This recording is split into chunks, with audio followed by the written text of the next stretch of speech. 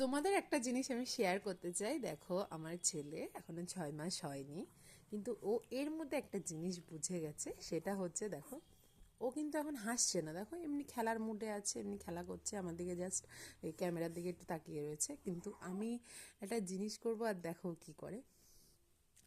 सुनो शाम प्यारी, ये विनती हमारी, तरसती है अखियाँ दरस को तुम्हारी, कोई रूप लेकर अब चलिया,